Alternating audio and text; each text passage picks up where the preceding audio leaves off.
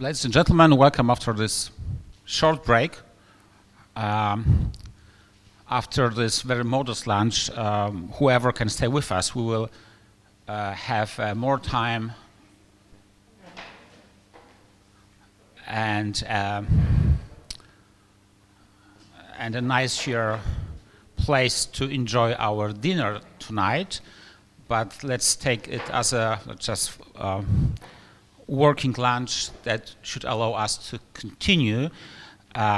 We are heading towards our third session now. And since, as Sonia told us, we have this breaking news that as of Monday, there will be a lockdown in Austria.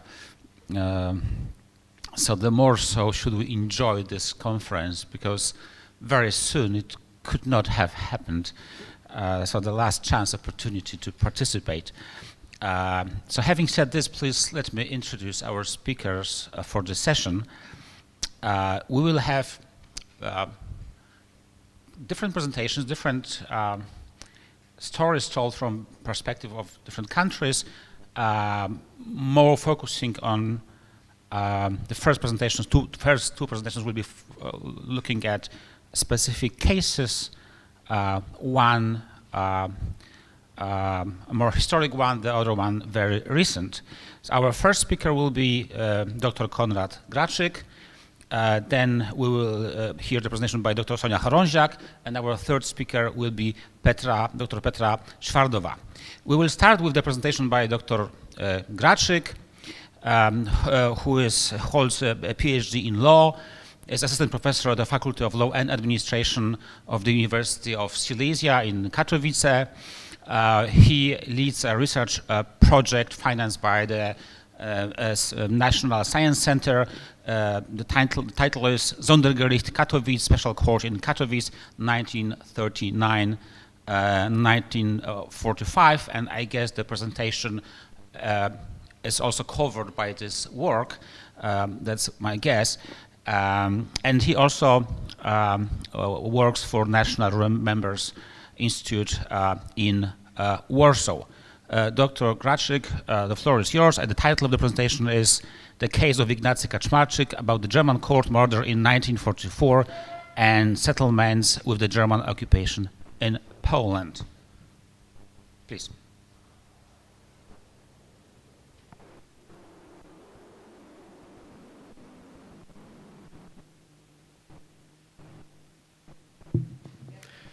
Thank you, Professor Radwan. I'm very glad to be here.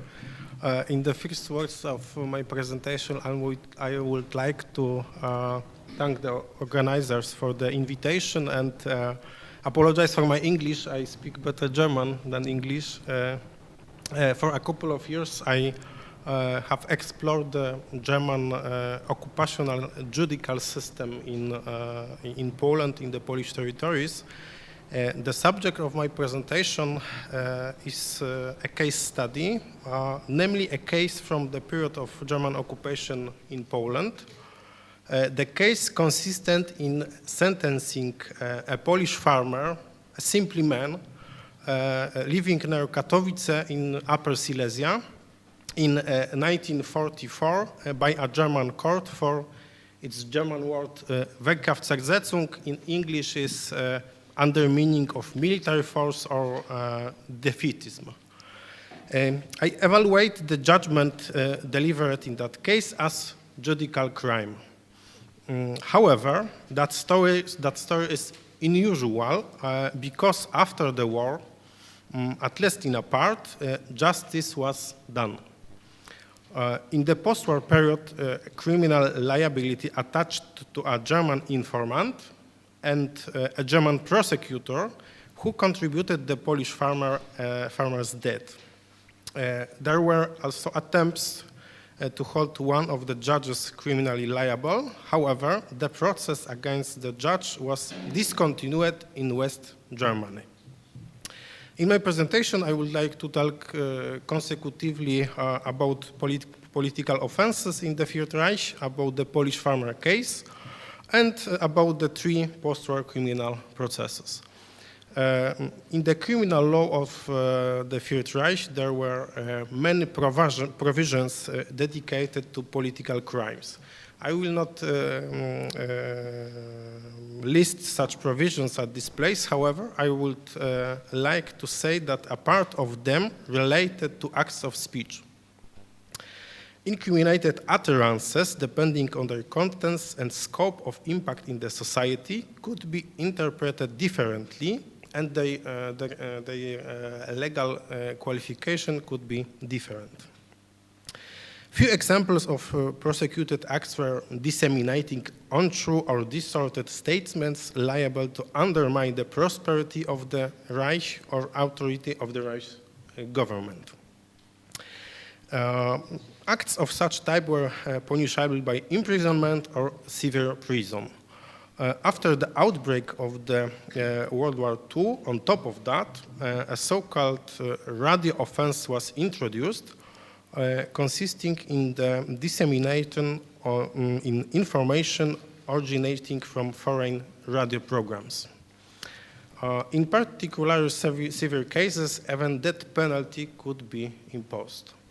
Adjudication in political matters in the Third Reich was a matter of special courts, German Sondergericht, and in more severe cases, a matter of higher regional courts, Oberlandesgericht, and the People's Tribunal, Volksgerichtshof.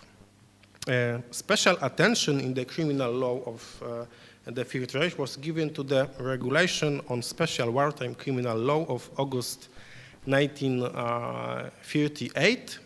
That piece of legislation introduced a completely new type of prohibited act. It was decomposing impact on the armed forces.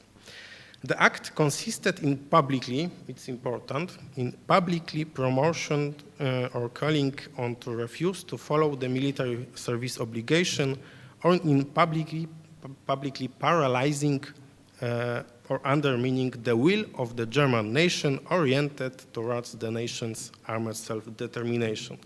It's legislation definition. The act was even subject to death penalty. The cited piece of legislation was applied in the title case against the Polish farmer. This farmer, Ignacy Kaczmarek, was a head of a large family. In the past, he had worked as a miner.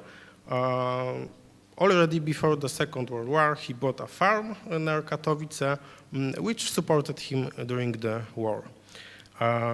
In his neighborhood, he was known for his pro-Polish views and pro-Polish beliefs. We know from the file of German criminal procedure that in March 1943, Kaczmarek went to a livestock dealer named Radka to buy a pig, an animal. Both men talk about other things. Kaczmarek promised to visit Radka again on the following day, which is why the latter called a gendarme, a policeman, who on that very next day was listening in another room from behind a partially open door to what Kaczmarek was saying.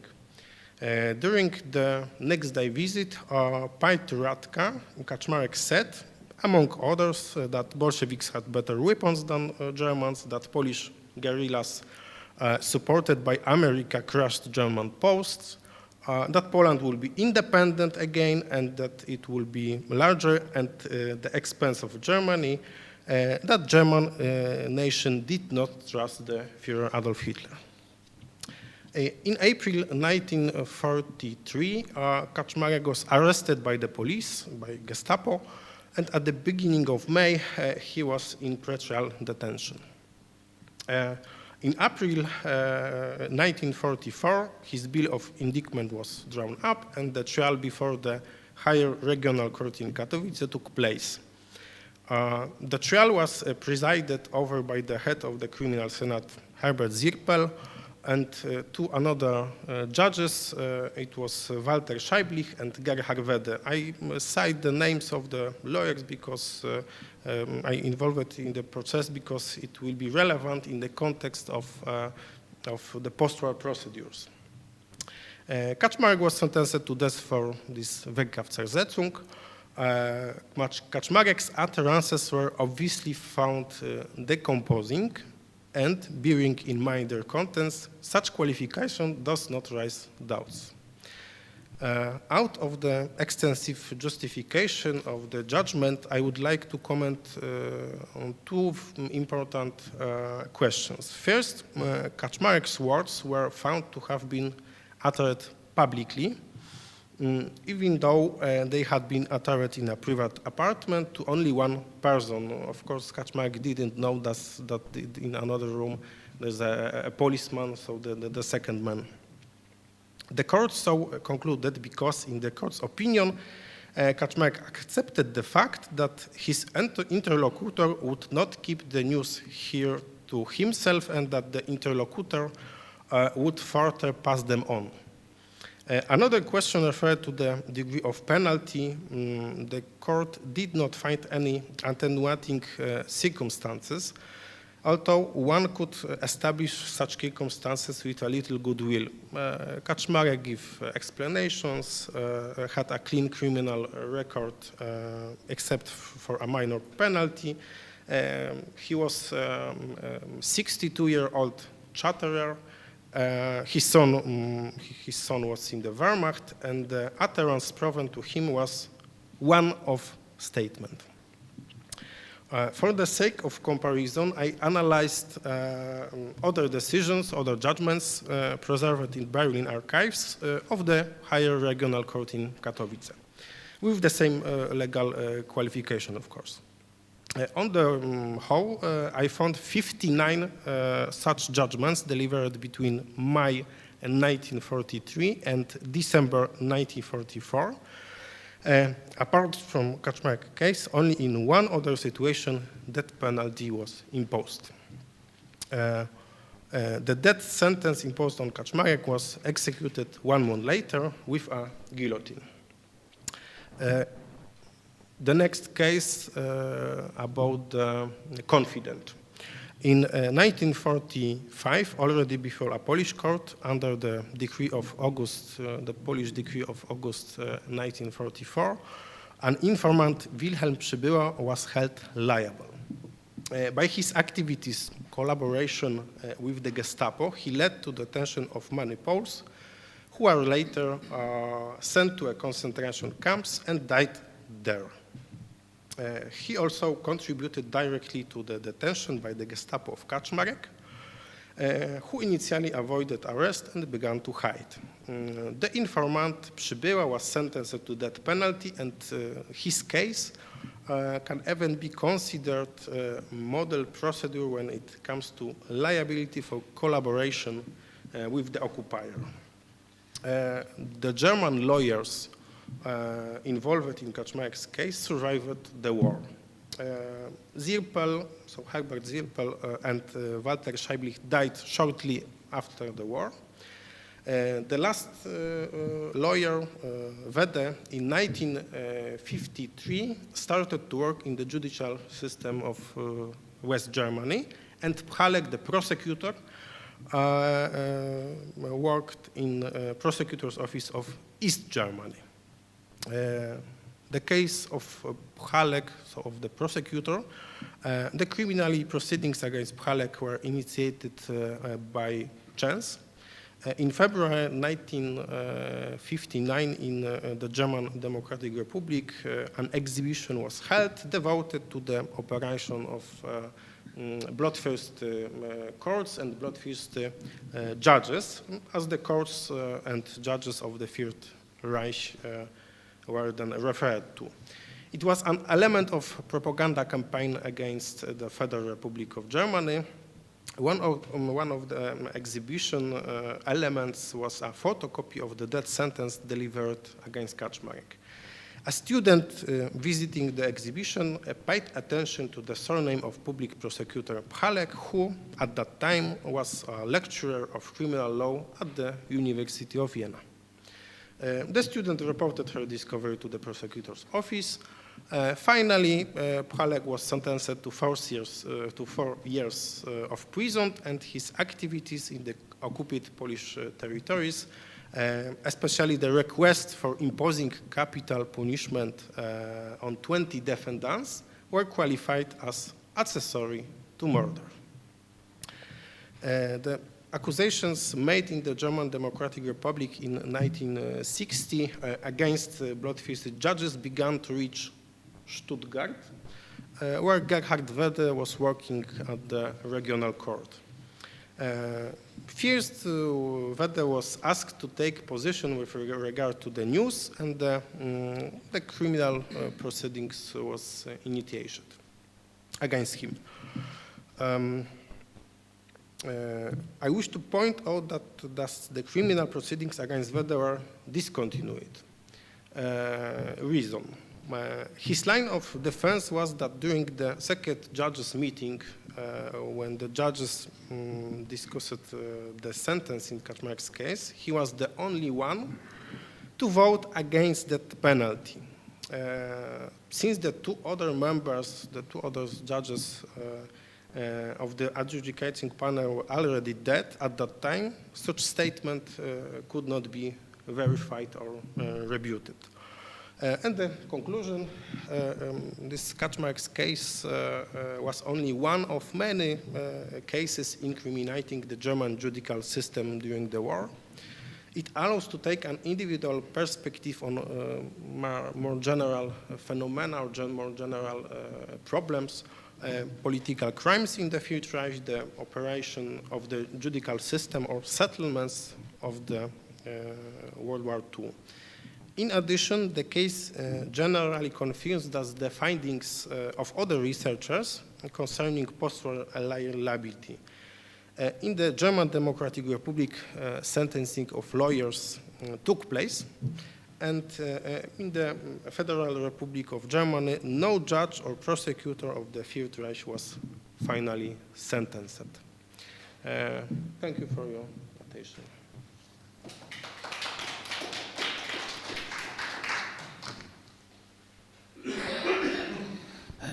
Thank you very much, Dr. Glaczyk, for your presentation. We will now move to the next one.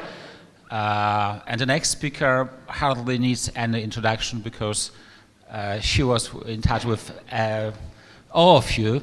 But still, to do my duty, Dr. Sonia Chorąziak, she's my colleague from the Polish Academy of Sciences Scientific Center in Vienna. She holds a PhD in political science from the Jagiellonian University. Her work is on inter alia polarization, political anthropology, hate speech, and also law and memory. Sonia, the floor is yours. Thank you so much, and yeah, it is a pleasure, but also bizarre to stand here as an organizer and also as a researcher in the same time. But nevertheless, I would like to present the case that probably to our Polish speakers is known very well. Trust me when I say this. Probably if you mention this to 90% of Poles, they will know about it, they will have their stance about it, they will analyze this case in many details. But I know there are some of you maybe, or our viewers during the stream, that are not familiar in this case. And I think it's a pretty interesting examples on how memory laws, or more to say defamation laws, come in clash with some values that we tend to assume are democratic, that is, for example, freedom of research. And therefore, I'm going to say about the Dahlia's Notes research publication and the story behind it. And just to say, this story, we could say that ended this year, but maybe not entirely. I will come to this later. But firstly, let me just refer to the past for a moment, but not so not much of the past.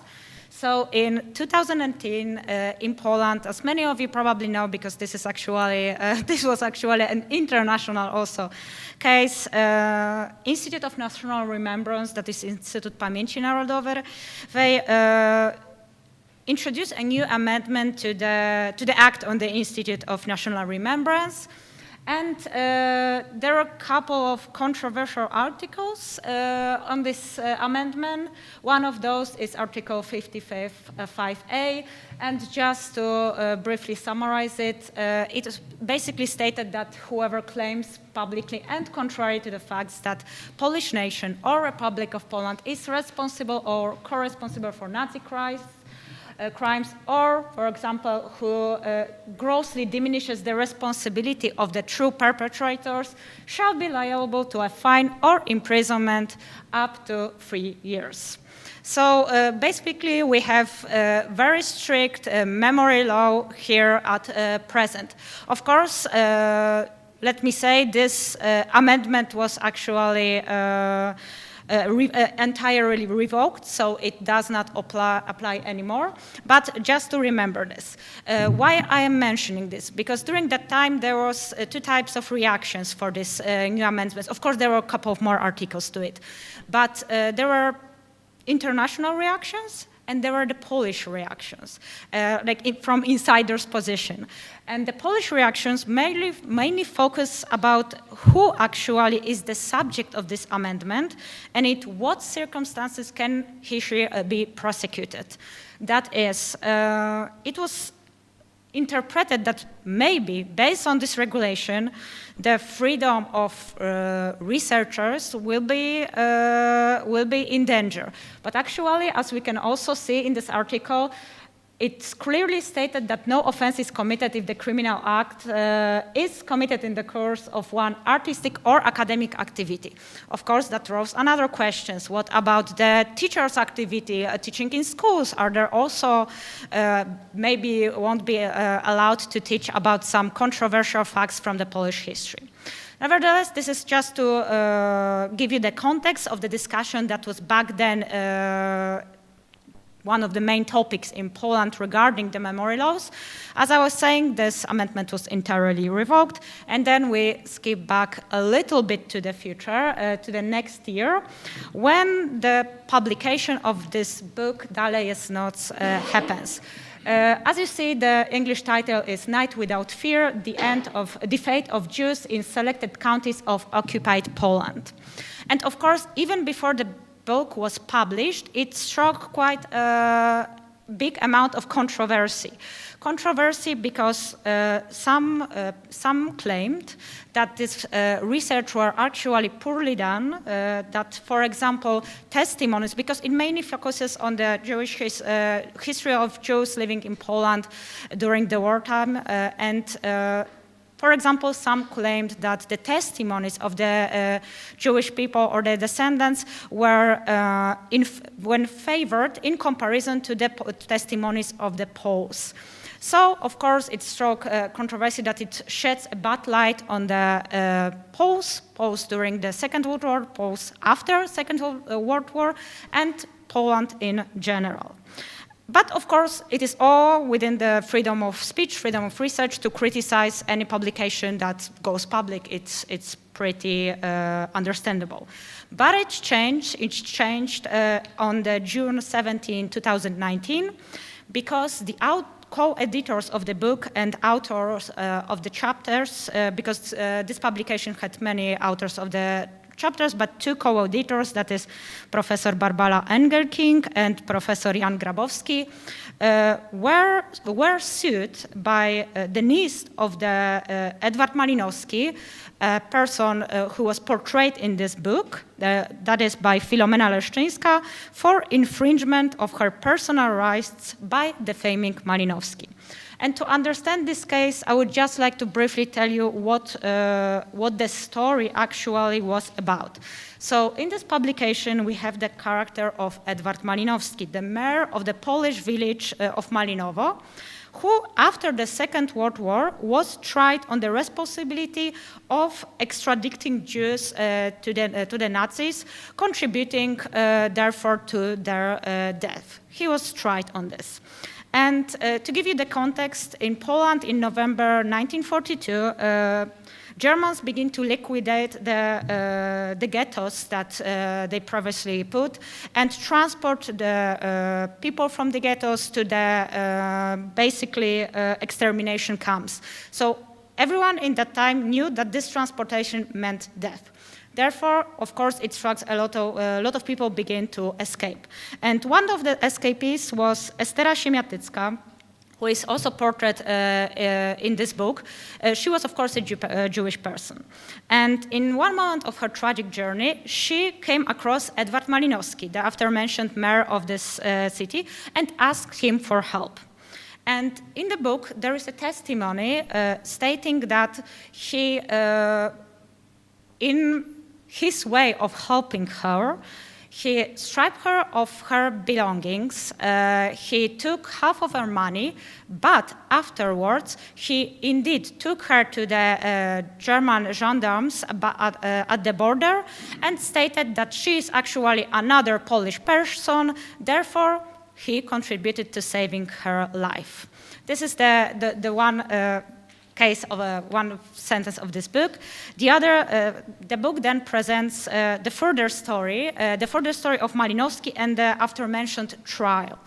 And actually, he was later accused of collaborating with the Germans and hurting the villagers, and, as I was saying, handing over to the gendarmes 18 Jews hidden in the forest of village of Malinowo.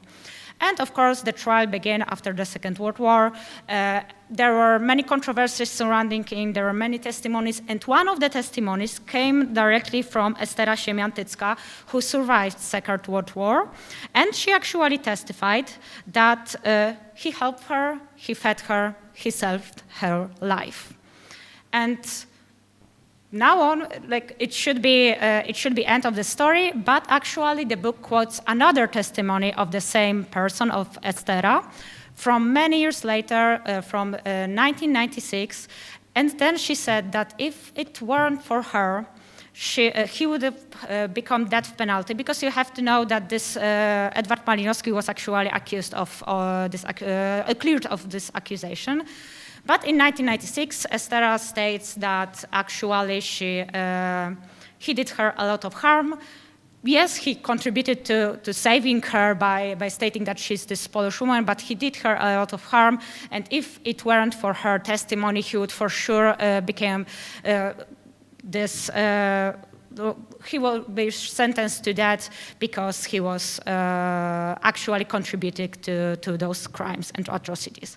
And this is the end of the story. So based on this basis, there were actually 3 sentences in this book that were objected to.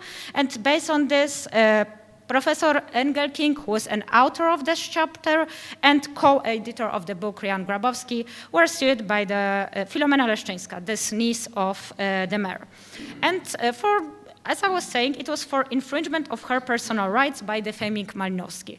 And at this moment, this is not the controversial case. Of course, Filomena Leszczyńska had the right to do this. Why wouldn't he? There's a law stating that if someone is defamated, his personal rights are infringed, there shouldn't be any problem. But actually, how this trial and how this what stirred controversy were 3 distinct matters that I would like to show you right now. So, first of all, the amount of claimed compensation and its repercussions. Because Filomena Leszczyńska was actually an elderly lady that was represented by lawyers coming from the Polish League Against Defamation. In Polish, this is Fundacja Reduta Dobrego Imienia.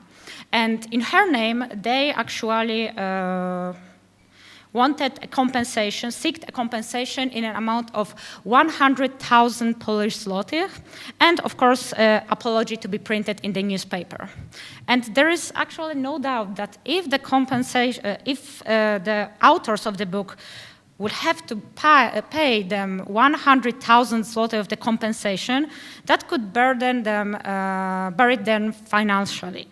And what's more, the discussion began about the chilling effect of the ruling that would say that they have to actually not only apologize but also pay, because then everyone who would probably try to recreate the history, present the history, this difficult part of history where maybe not everyone is a hero as we would like them to be seen, then maybe they will stop from them attempts of conducting such a research, because they will be fearing that anyone can actually sue them over for that amount and basically ruin them financially. But this is just one thing.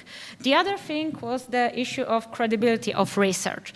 So, and this is actually a pretty interesting case, because if you think about it, on what grounds can the court, any court that you might imagine, state that this research were done poorly?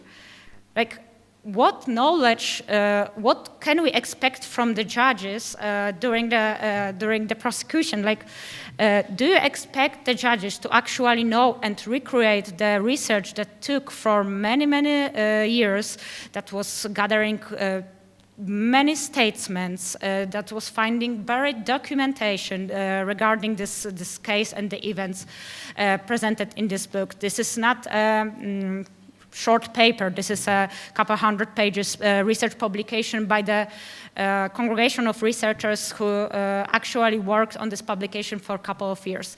And this is the question, like, on what basis, what experts outside the researchers that actually done the research can be asked if this research is actually done properly or improperly, and therefore they actually willingly defamed the given Mayor Malinowski.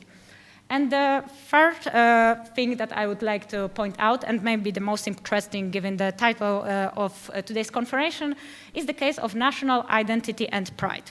Because, as I was saying, the case of infringement of personal rights is nothing exceptional about this case.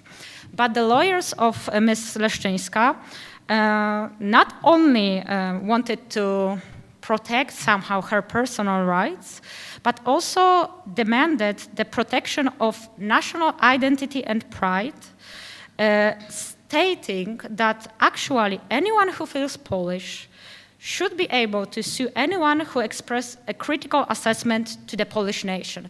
They use this logic that because Edward Malinowski was a Pole and this publication defames him, then this publication defames not Edward Malinowski, defames the Polish nation, the Polish image during and after the Second World War.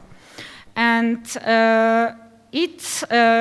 they argued that basically the pride of, this is the direct quote, the pride of the entire nation was damaged. And to tell you how this case actually revolved. So we have two court sentences.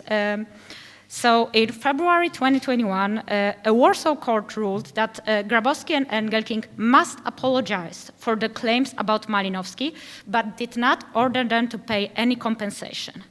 But actually, the court justified the judgment that stating that assigning responsibility to the Polish nation for the Holocaust, so not to the Edward Malinowski, to the Polish nation for the Holocaust, potentially violates the personal well-being of every Pole. So this actually could open the window for every Pole suing actually, I don't know, researcher of the, maybe researchers, maybe anyone else who are stating some facts about historical facts about the difficult past.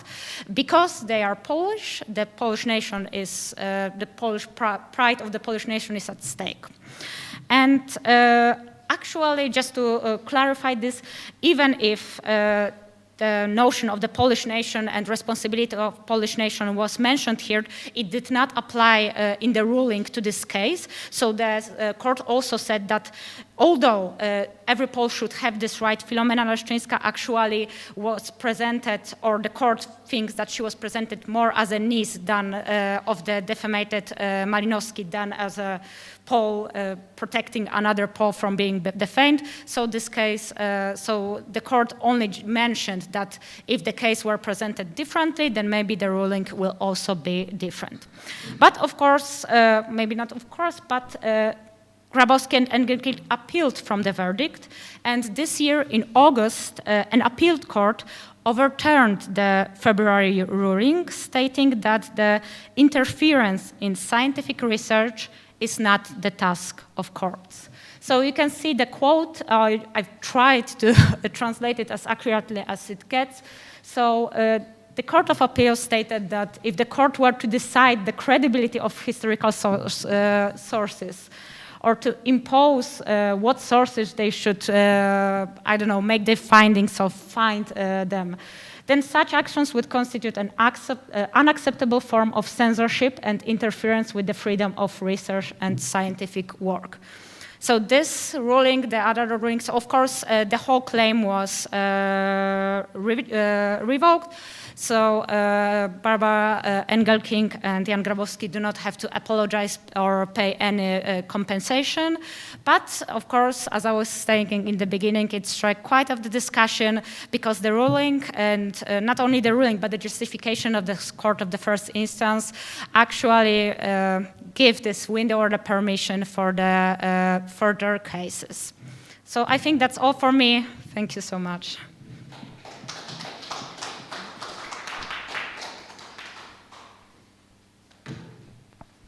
Dr. Haronczak, thank you very much. I think we will have a discussion after your presentation as well. But before we move to discussion, we have a third talk in this panel. So I welcome Dr. Petra Szwardowa from our sister institution, the Slovak Academy of Sciences. I appreciate that you came in spite of some difficulties. Our speaker, she holds PhD from a, I guess, very interesting program run by 3 institutions: Slovak Academy of Sciences, Comenius University, and INALCO Paris. The topic of the doctoral dissertation was material heritage from the communist past in the former Czechoslovakia and Bulgaria, the questions of preservation of monuments and their new role, Soviet war memorials after 1989. Earlier, she completed her master's degree in museum studies in Paris Sorbonne University. And the topic is closely related to her main fields of research: when monuments fall, the case of the communist era monuments after 1989 in Czechoslovakia. Dr. Szwardowa, the floor is yours. So thank you for the invitation. And now my topic calls "When Monuments Fall, the Case of Communist Era Monument After '89 in Czechoslovakia." So the event of November '89 in Czechoslovakia had an immense impact on the public space, and the monument, of course, the monument situated there. The changes, in some cases irreversible, also affected the monuments, especially those associated with the communist past. So in this paper, I would like to focus on the question related to this political representation, their legislative norm and protection during the Velvet Revolution in Czechoslovakia. So first, the first part, I will speak about the public space in '89. As we can know, the falls and rises of one political regime are usually characterized by the destruction of the icons of the previous system, and the construction of the symbol marking a new beginning. Each new dominative group tries to remove the old symbols and legitimize its power by building the new ones. Slovak historian Lubomír Lipták claims that every new religion, opinion, ideology, and power demarcates the new acquired space. Okay. This one. At the beginning of December 89, communist symbol, as you can see here, and also ideological slogans, as you can see here, and also red stars started to be massively removed from Czechoslovakian streets. Later, no, where are you? Okay. Later, the same destiny hit the monument, celebrated the communist regime and communist leaders. The cities reacted to the frequent deterioration of the monuments by creating the Special Commission, which took a measure to avoid the destruction and vandalization. The problematic statue and monuments were very quickly wrapped or covered by the blanket and other materials. Very human opinion of Czechoslovak society protected the contested object of their complete destruction and encouraged their transfer to the depositories of the museum and galleries. In this time appeared also the idea of creating of Czechoslovak open-air museums of the communist past. However, and unfortunately, this plan was never realized. Some monuments have undergone a very unusual metamorphosis in the form of recycling the material to create another statue or to selling it abroad. The first monument which disappeared from the public space were the statue of the main leaders and protagonists of communist regime. Between Gottwald, Lenin, Fučík, militian men, and especially the emblems of cycle and hammer. Consequently, also disappeared the monument of Czechoslovak and Soviet friendship, monument of working class, and other visual illustration of the communist ideology. The removal from the pedestal started already in December 89 and have progressed during all the year of 1990. The toppling the monuments culminated around the years 94 and 95, but also we know about the recent cases. For example, like here, the cases of statue of Marshal Koněv in Prague. This statue was removed last year during the pandemic.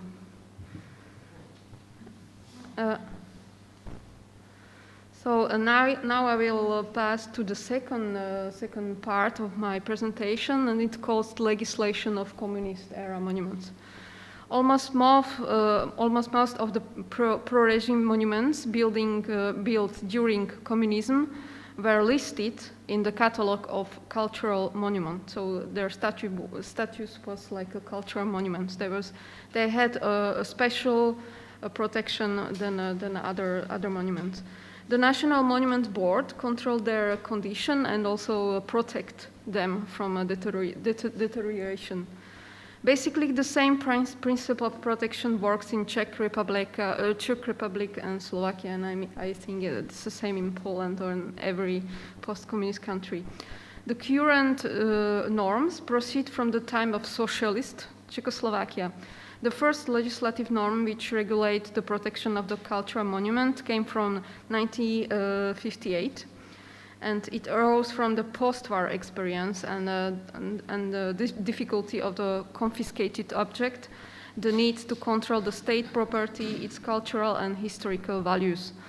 Under the cultural monuments, the law understood each object with cultural, historical, and architectural attributes.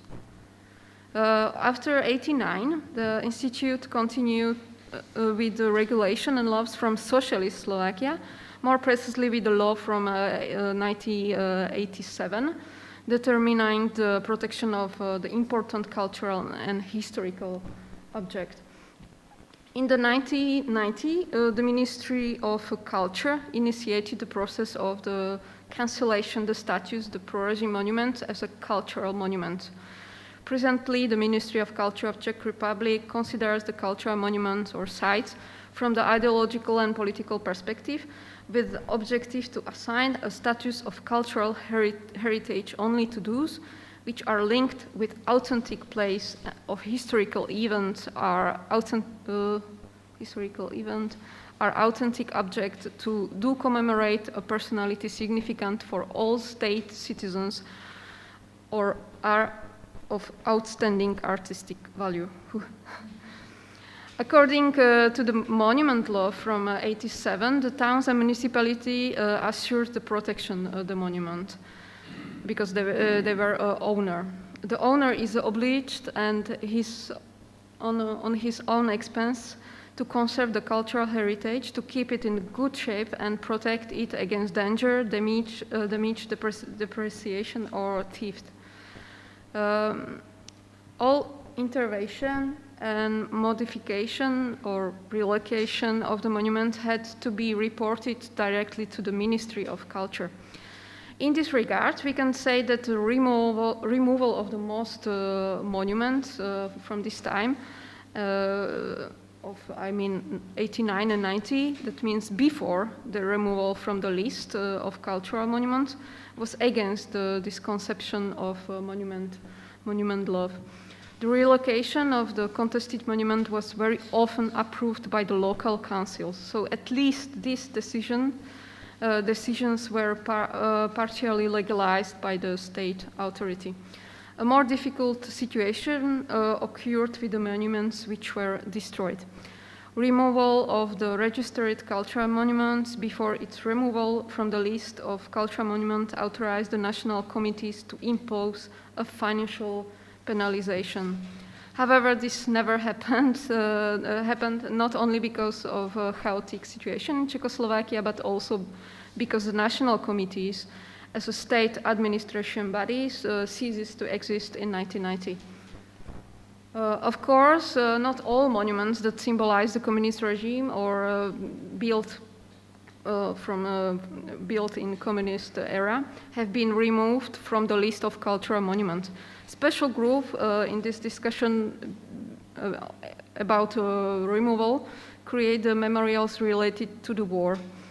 Most of them kept the status of cultural monument. These monuments are regulated by the law about war graves. The legislative norm which regulated protection of this type of monument are controlled not only by domestic law, but also international convention and treaties. Here I speak, of course, about the Soviet War Memorial.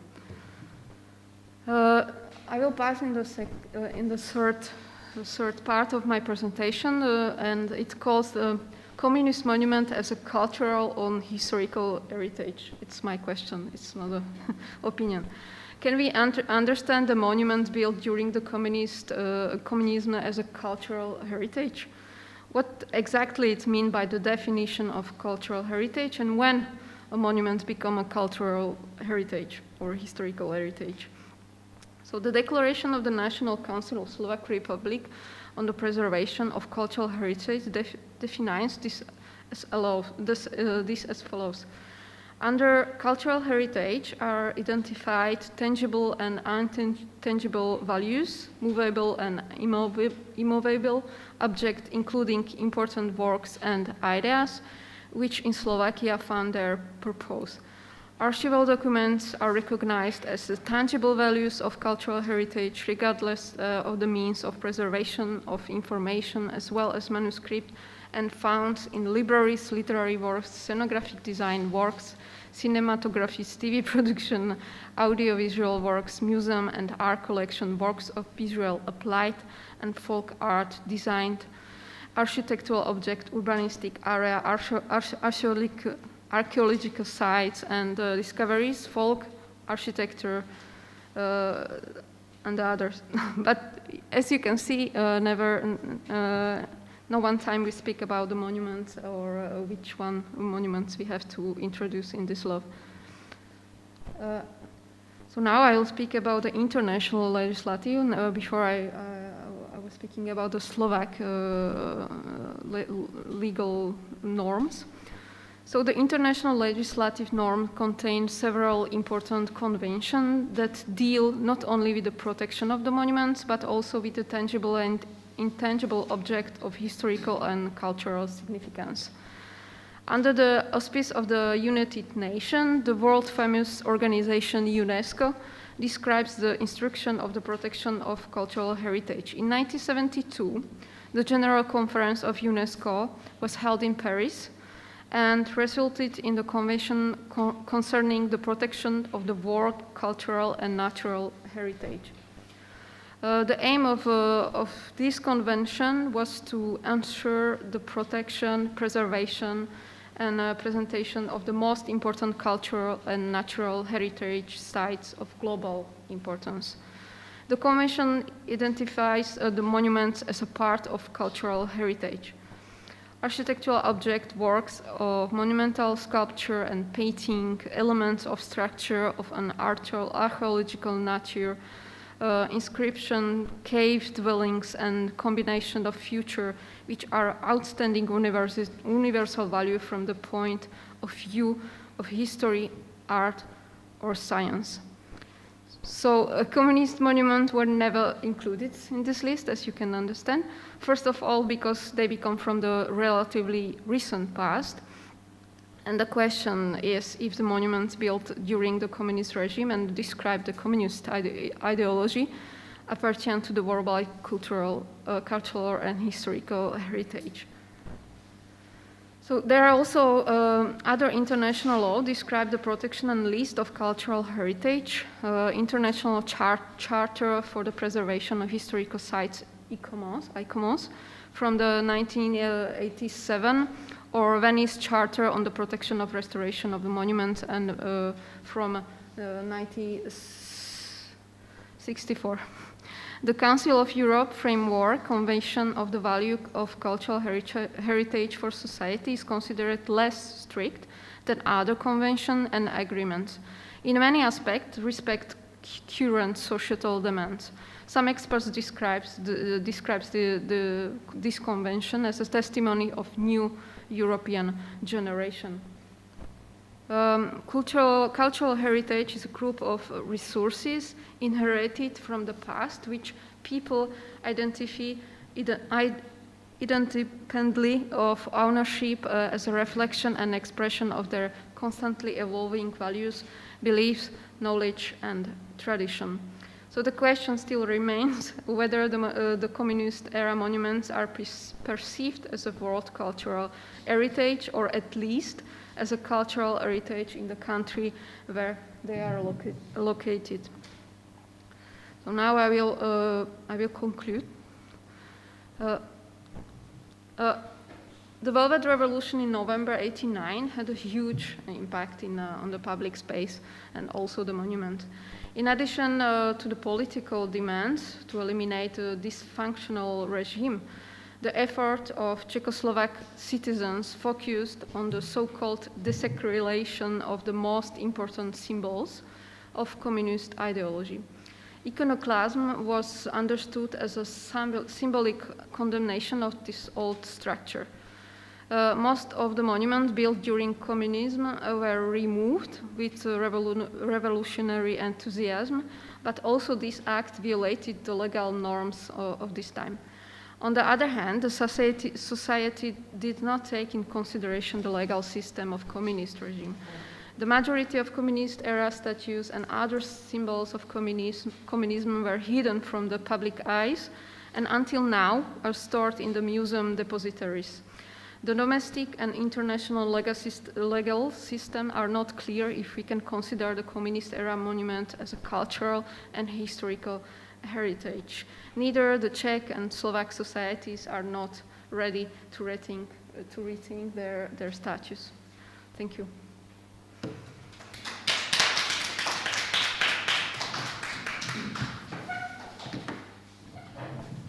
Thank you very much. Now I invite all the speakers for a round of discussion, Q&A.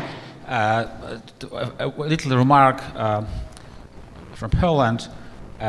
It is an ongoing discussion that heats up every couple of years. The idea to tear down the Palace of Culture and Science in Warsaw, which we follow with special attention because the headquarters of the Polish Academy of Sciences happen to be in this very place. Yes, this is, I think, something that is in a way common to most post-socialist countries. We have heard 3 presentations, and now we can collect questions that you can address directly to the speakers. Please. Do I need a microphone? Yes, it will be better for the recording, I guess. So I will help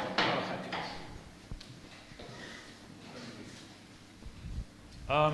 Hi, Gary Simpson, LSE. So Sonia and Petra, I had a question for each of you. My question for Sonia is really more of a comment.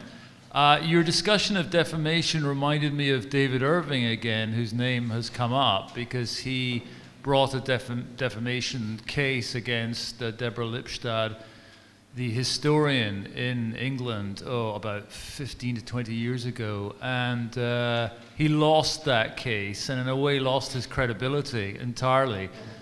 So it might be worth looking at defamation cases elsewhere. There was another one in Scotland, in fact, involving an Anthony Geras, Geras. So sometimes war crimes and history, for example, get litigated in libel cases rather than in war crimes trials. Petra, I wanted to ask you inevitably about your response to the recent destruction of memorials to slave traders in the United Kingdom and what you thought about that. I mean, I got the impression that I got the impression from your photographs at least that you favored, rather than preservation or destruction, which are the 2 alternatives we're always presented with, you were in favor of something a bit more playful, where they were dressed up in some way or repurposed in some way, in perhaps an ironic form. The question is whether you're in favor of that rather than either the destruction or the preservation of monuments. So maybe I will also respond with a comment then. Just maybe an information from Poland that actually when it comes to defamation cases, in the last year the number of defamation cases, I wouldn't say tripled, but double for sure. And I'm not talking only about the defamation cases when it comes to the history, to the past. I'm also talking about the roles in the defamation cases when it comes to the occurrences of the everyday life. Also now in Poland we have now the cases of someone defining the name of the president of Poland. We have the case of someone defining the Mother Mary who is portrayed with the rainbow aureola around her head. So I think it's in Poland actually this is the rising trend when it comes to those cases, not only in the historical sense but in general.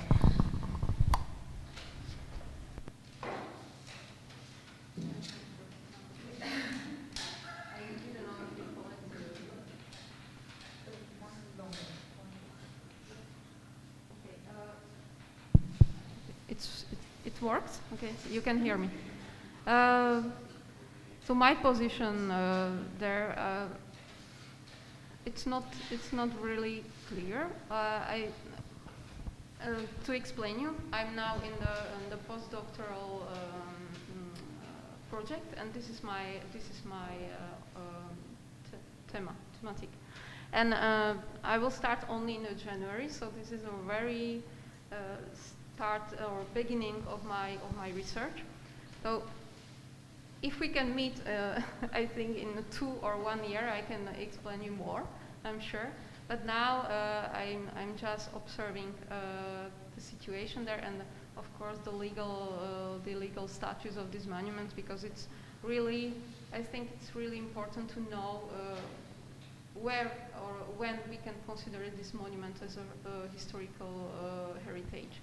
This is not clear, and I think the societies, the Czech or Slovak or Pole and the others of post-communist regime are not ready to rethink this status. And I don't know, I will observe it more, and maybe if you can meet in 1 year or 2, I can tell you more. I would like to make, before we start with the next question, I would like to add some additional comments to your question, Jerry, about this cases based on defamation. So to conceptualize this, I think it could be understood as a private enforcement of a certain public policy. Because the most controversial questions were about criminal sanctions, because criminal law is telling you have always state apparatus behind, you have public prosecutors, so it is very easy to see, it is at hand that it is a state that is pushing towards a certain policy. Whenever, instead of criminal sanctions, you have civil law and you have individual story, from this, let's say, diplomatic perspective, it feels more efficient. And I think you need to look at this on the case-by-case basis. It all started over in Poland with the notorious phrase, Polish death camp. And the first claimants to sue, resorting to civil law remedies, protection of individual rights based on infringement, were the ones who were either themselves directly imprisoned in those camps, and now they read or hear of Polish death camps when they themselves were imprisoned in those camps, or their children. So this was the first series of cases. Or also, a member of the Polish Resistance Home Army suing for the way the Polish Home Army was portrayed in a German movie that in Germany it was Unsere Mutter, unsere Väter. The global edition was Generation War, and this movie portrays the army as very anti-Semitic. And the claimants were basically the people who, by their individual history, could say this is something that we feel as very offensive. But on the other side, so this is just the part of the story. The other part is, and this is very visible in the case that Sonia was describing, even though we have individual plaintiff, still behind her you have an organization. So basically, frankly speaking, this elderly lady probably would never find out about what was written about her relative. And it was actually an activism of an organization that is in a way also linked to the state. And they were the ones to search for this woman, to have somebody to be put in place as a plaintiff for the case. So even though from the legal perspective it all looks alike, the mechanics behind might be different. You might have people who honestly feel very offended if they themselves were in the concentration camp and then they listen or hear or read about the camp. But it also might be, in a way, instrumentalized with apparatus that is maybe not directly state apparatus, but in a way linked to the state, even though the legal tools would be the same. Just as a short comment to this. First of all, Francesco Trupia from Nicolaus Copernicus University. First of all, thank you all for the presentations. They've been very interesting, but I have two precise questions for Petra. It's just nothing complicated, just something out of curiosity.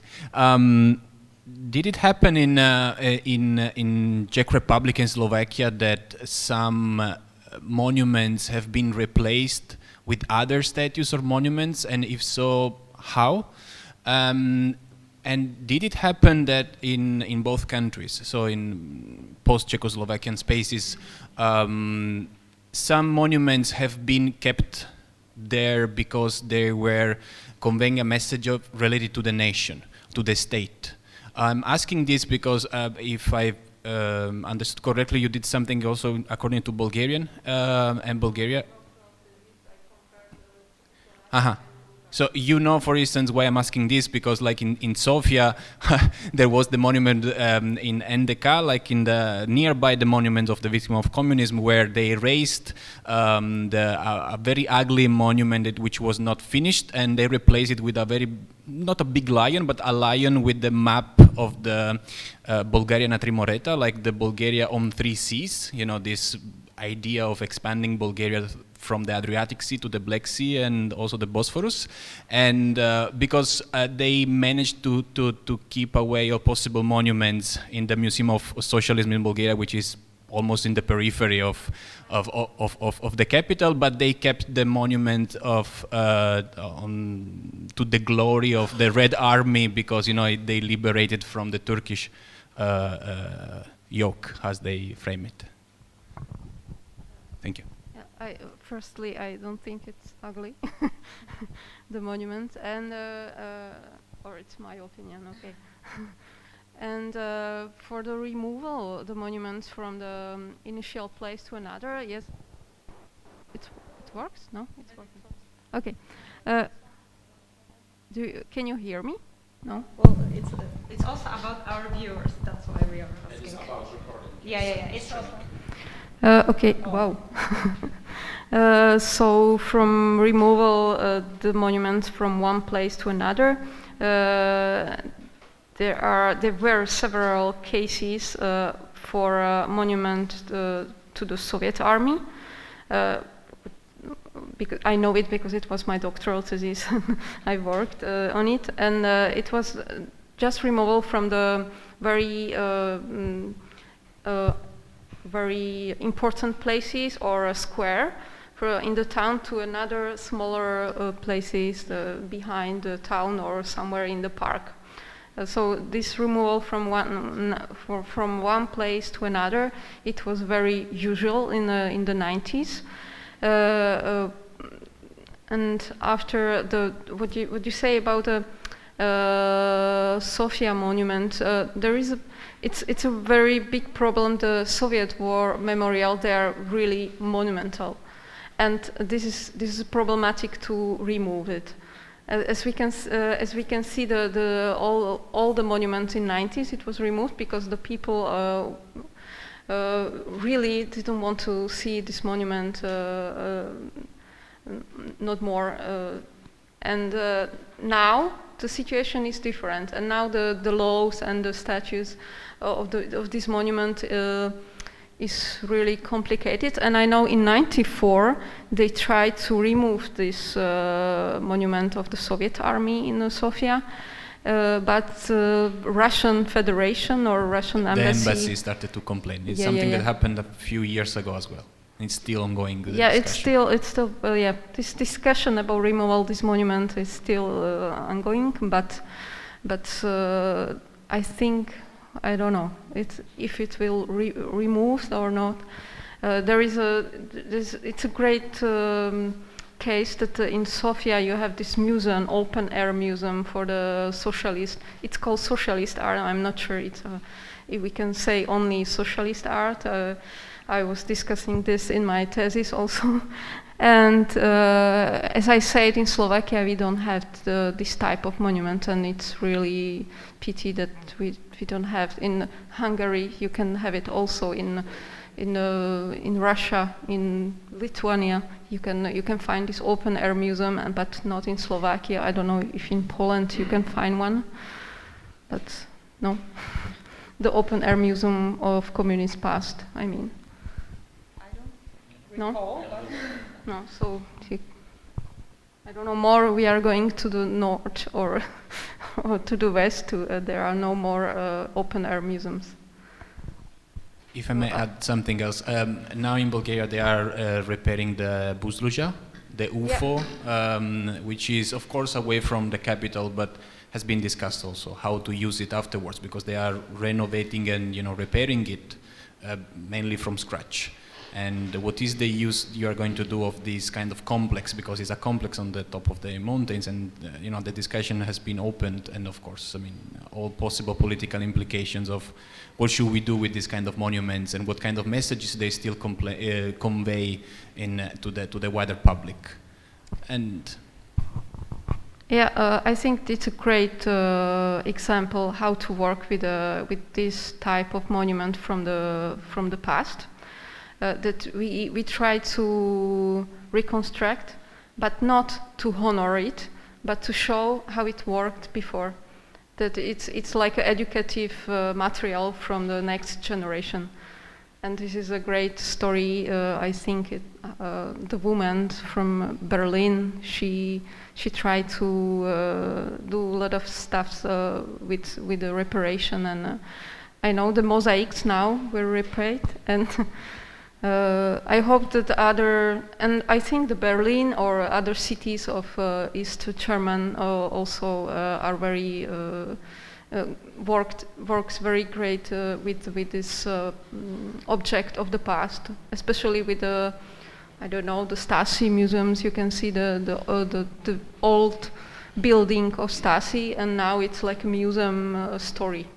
So this is very important for next generation to see it and to learn of the past. This is a good way to learn. Do we have any more questions, Professor Kamiński?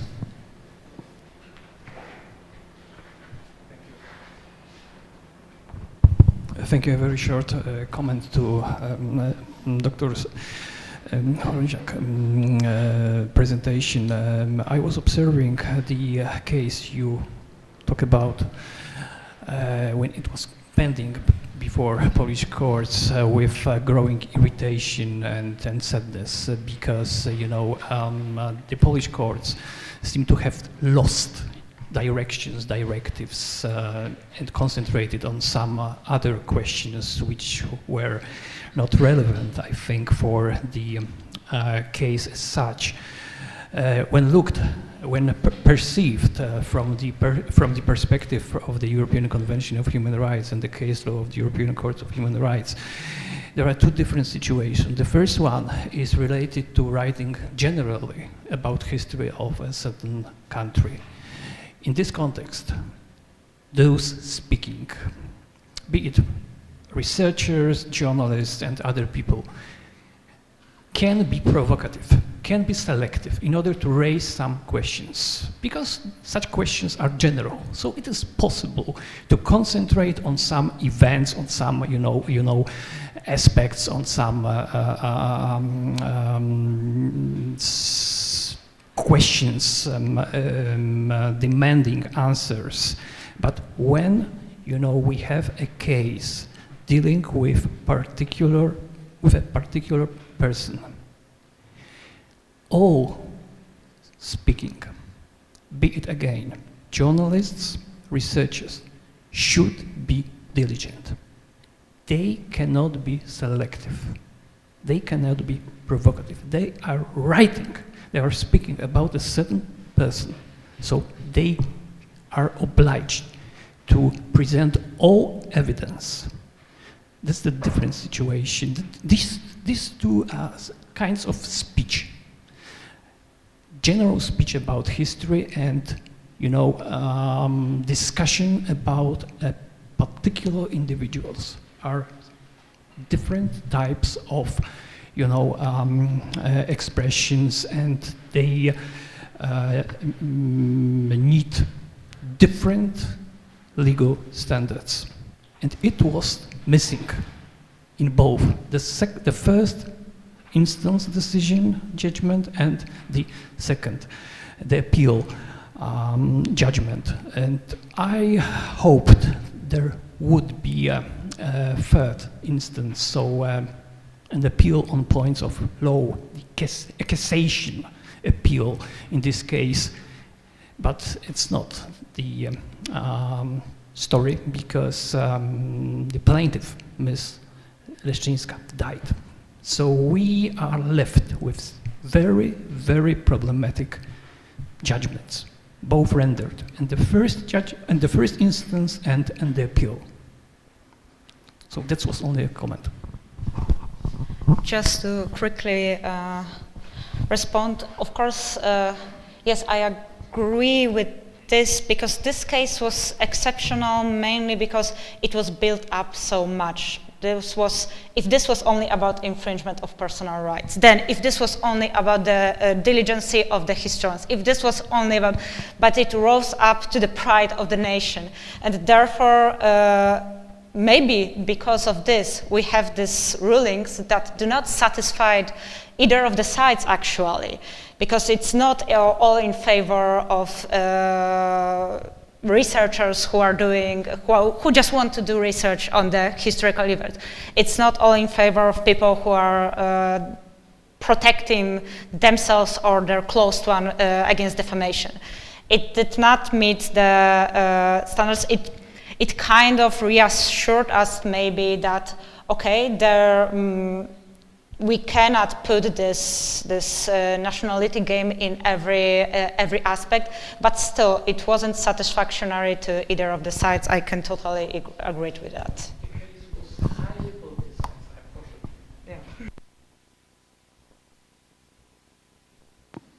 Do we have more questions or interventions?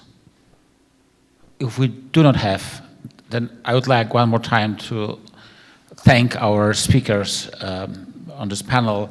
And, well, we have a short break now, right, before we jump to the last panel. So I invite everyone for a short coffee break. 10 minutes should be enough, I guess, because we are slightly lagging behind. Thank you.